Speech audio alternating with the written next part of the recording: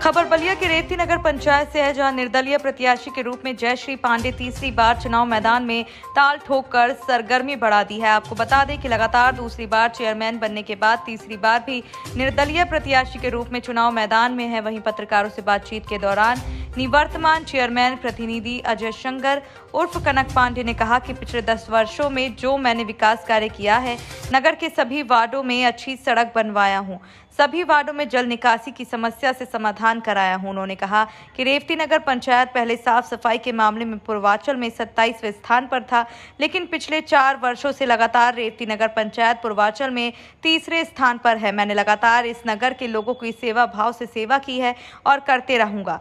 शंकर पांडे कनक, अध्यक्ष प्रतिनिधि नगर पंचायत रेवती। भरपूर प्रयास करेंगे। बिल्कुल 10 वर्षों में एक ही काम हमसे छूटा है, जो रेवती नगर पंचायत का पोखरा है जी, जिससे लोगों की आस्था जुड़ी हुई है। निश्चित रूप से जब चुनाव जीत के हम आएंगे तो उस पोखरे को डेवलप करने का कार्य चालू करवाया जाएगा। ये मेरी प्रथम प्राथमिकता रहेगी। और कई वर्षों से अटका के रखा हुआ हमारा सब्जी मंडी है, जो जबरदस्ती विरोधियों द्वारा फंसा के रखा गया है। हमने उसको मठिया से उसका एग्रीमेंट हुआ था जब मैं नगर पंचायत का चेयरमैन नहीं था, उसके पहले ही, और उसका बहुत प्रयास किया हमने, लेकिन बार बार लोग चढ़ा के और मोहन जी से काम चालू नहीं होने देते हैं लोग। लेकिन मेरा यह प्रयास रहेगा कि सब्जी मंडी का विकास किया जाए, पोखरे का विकास किया जाए, और जो लिंक सड़कें हैं जो हमारे विधायक जी को बनाना था, लेकिन आज तक 1 साल होने के बाद भी, पहले तो लोग बोलते थे कि भाजपा की सरकार नहीं है, यहाँ भाजपा का कोई विधायक नहीं है।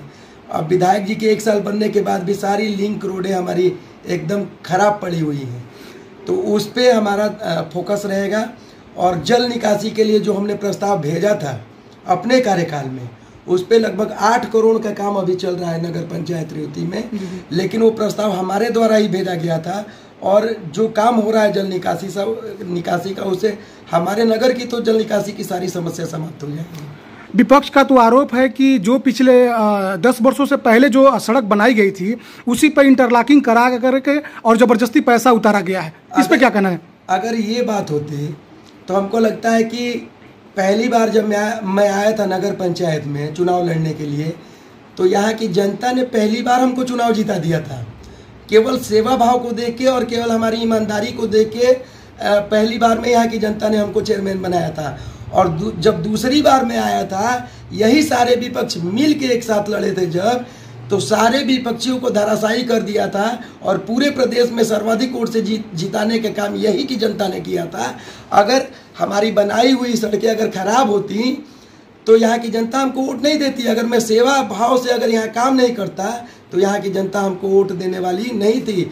और जिसने हम पे आरोप लगाया है कि मैं नगर में विकास का काम नहीं किया, लोगों की सेवा का काम नहीं किया, उनसे मैं पूछना चाहता हूं कि हमसे हारने के बाद 5 साल गए कहाँ थे?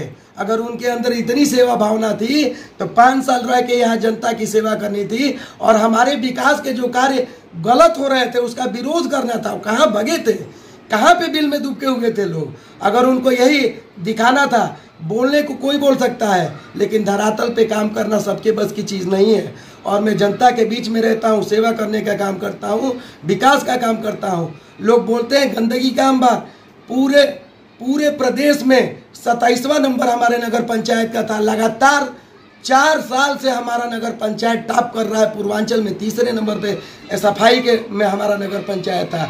आप नहीं जानते हैं, पूरे जिले में कूड़े का प्लांट अगर कहीं लगा है तो पहला हमारा नगर पंचायत है रेवती नगर पंचायत, जहाँ कूड़े से खाद बनाने का काम किया जा रहा है। वो अन्य किसी नगर पंचायत या नगर पालिका में बलिया में नहीं है। आपको ये मालूम होना चाहिए। शमशान घाट का जहाँ तक सवाल रहा, मैंने अपने कार्यकाल में उसको भूमाफियाओं ने कब्जा करके रखा था। इन्हीं भूमाफियाओं ने इसको कब्जा करके रखा था। मैंने जबरदस्ती लड़ाई लड़के वहाँ शमशान घाट निर्माण कराने का कार्य किया। ये रेवती की जनता जानती है, वार्ड नंबर 15 और 8 की जनता इस चीज़ से भली भांति परिचित है। उस पर बार बार जांच कराया जा रहा था कि इस पे काम नहीं होना चाहिए, ये किसी की व्यक्तिगत जमीन है, और उसके बाद भी हमने वहाँ काम कराया। और जहाँ तक मैं बता दूँ, 15 फीट गड्ढा था वो, वो जगह 15 फीट गड्ढा था, चूंकि 10 ताल का वो जमीन है, 15 फीट गड्ढा था। और 15 फीट गड्ढे को अगर तुरंत भरा के अगर निर्माण कराया जाए तो कोई ऐसा इंजीनियर नहीं है कि भरा के काम करे और उस पर बैठ नहीं जाए और थोड़ा बहुत टूट नहीं जाए। टूटता है, हर चीज़ टूटता है, लेकिन उसको फिर से उसी जगह पे पुनः निर्माण कराया गया। और जाके देखिए कि पूरे जिले में वैसा कहीं शमशान घाट भी आपको नहीं मिलेगा जैसा सौदागरी हमारे यहाँ है। पूरे जिले में आप जाके देखिएगा कहीं वैसा सौदागरी नहीं। ये शराब तो केवल जो शासन के लोग हैं वो मंगा रहे हैं और बांट रहे हैं। हमारे पास क्या है? हमारे पास अगर कुछ होता तो हमको पकड़ के पुलिस ले जाती, लेकिन वो तो खुद ही बांट रहे हैं, खुद ही सड़क पे चीट रहे हैं, खुद ही उसका वीडियो बना रहे हैं और डाल रहे हैं। चलिए, अंतिम सवाल, अगर जनता अगर इस बार आपको मौका देगी तो आप पिछले 10 वर्षों के कार्यकाल के बाद ये तीसरा कार्यकाल में ऐसा कौन सा विकास कार्य करेंगे जो ऐतिहासिक होने जा रहा है? मैंने पहले ही आपको बताया कि लिंक रोडों पे काम किया जाएगा।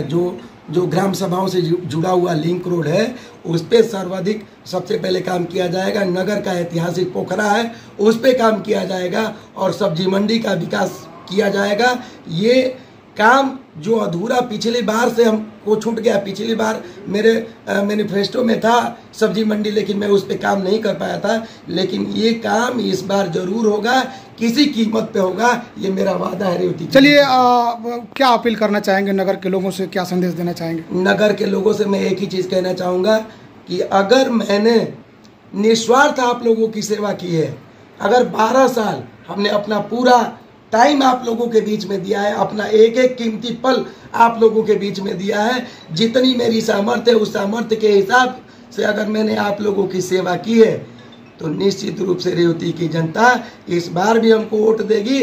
और आप लोगों को जैसा लग रहा है, आप लोग देखेंगे कि फिर रेवती में एक नया इतिहास बनने वाला है। जो हमने पिछला जो हमने मत पाया था उसको तोड़ के और यहाँ की जनता नया इतिहास कायम करने वाली है।